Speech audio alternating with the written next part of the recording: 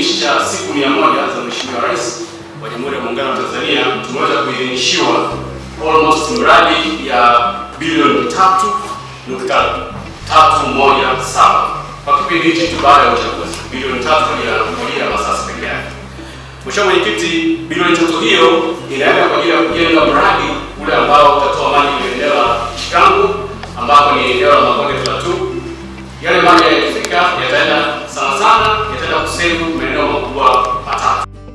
Moja katika kata ya Malika, lakini pili itakwenda Mumbaka, lakini tatu itasaidia maeneo yote ya Nyasa kutokea kule kuja huko.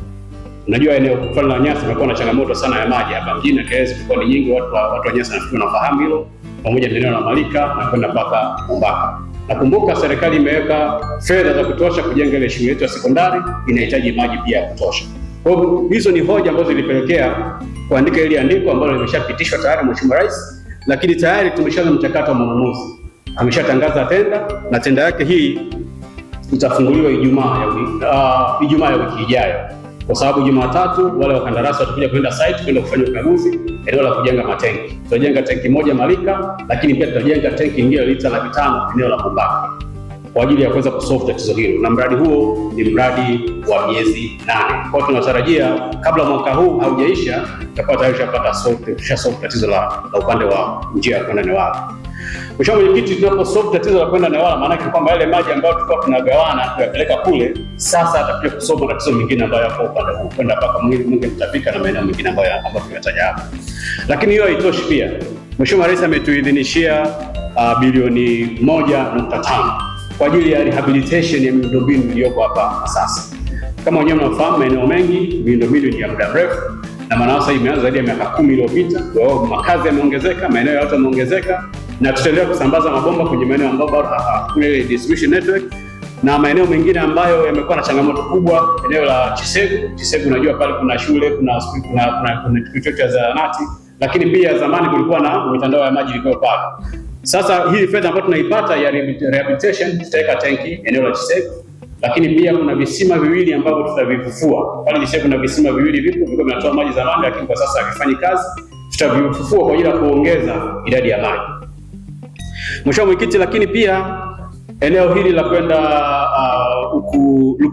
Lukuleli nako tutajenga tenki moja lita 500 kwenye fedha hizo ambazo tutazipata.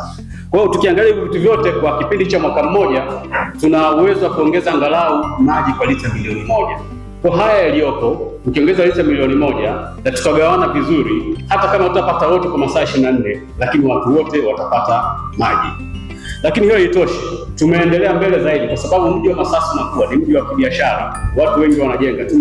Tumepata chanzo kingine cha maji kama unakwenda Nyangao. Tumepata chanzo cha maji ambacho kitatoa maji lita milioni 9.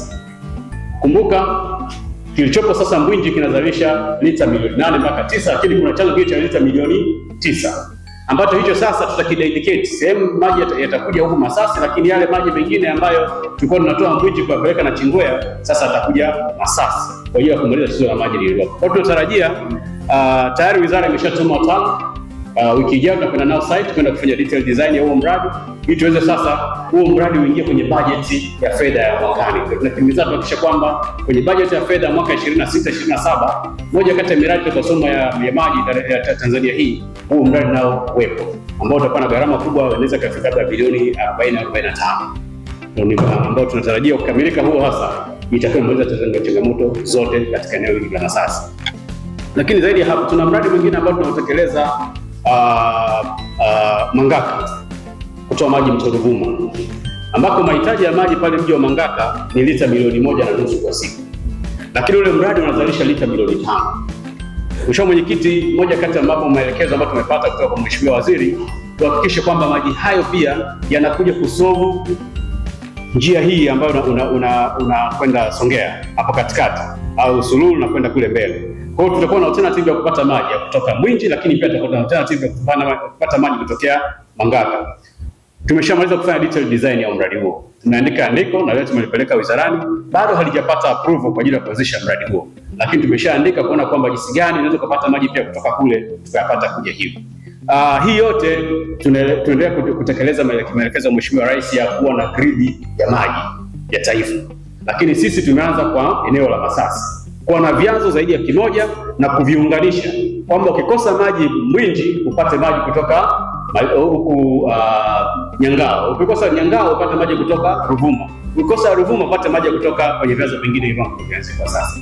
Mheshimiwa Mwenyekiti, najua kukamilika kwa miradi hii itaweza kupunguza hii adha ya maji iliyopo. Tunajua adha ipo na tulikuwa hatulali usiku na mchana, tunaenda kutafuta vyanzo vya mapato tofauti, lakini pia kuhakikisha kwamba wananchi hichi kidogo tulichonacho tunagawana kwa kiasi fulani, watoto wanapata huduma ya maji. Lakini pia la nyongeza, Mheshimiwa Mwenyekiti, nitamani pia baraza lako lifahamu ya kwamba sisi ni mamlaka ya maji safi na usafi wa mazingira.